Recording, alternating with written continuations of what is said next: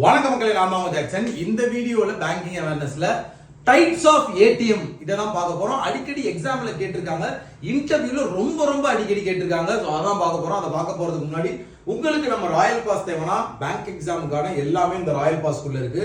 Mark test, video course, PDF course எல்லாமே அது purchase பண்ற லிங்க் டிஸ்கிரிப்ஷன்ல இருக்கு. 789க்கு ஆஃபர் போட்டிருக்கோம். 1 இயர் வேலிடிட்டிக்கு பர்ச்சேஸ் பண்ணிக்கோங்க. வெப்சைட்லயுமே பர்ச்சேஸ் பண்ணிக்கலாம்.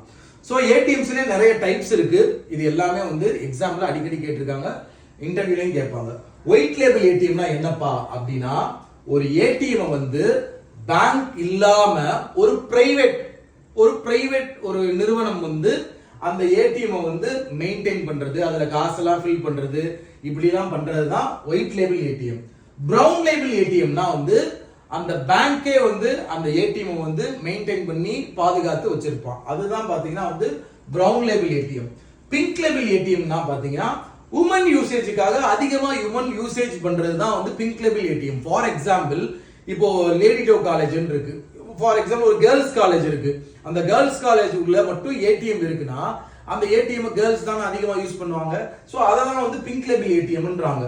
கிரீன் லேபிள் ஏடிஎம்னா என்னன்னா, அக்ரிகல்ச்சரல் பர்பஸ்க்காண்டி நிறைய யூஸ் பண்ணுவாங்க. அதுதான் கிரீன் லேபிள் ஏடிஎம் அப்படின்னு சொல்லுவாங்க.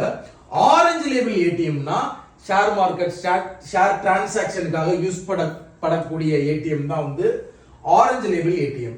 மொபைல் ஏடிஎம்னா என்னன்னா, ஒரு வண்டி இருக்கும். அந்த வண்டி பாத்தீங்கன்னா ஒரு இடத்துலயா எங்கேயாவது நிற்கும். அதுக்குள்ள போய் நம்ம காசு எடுத்துட்டு வந்துக்கலாம். அதுதான் மொபைல் ஏடிஎம்.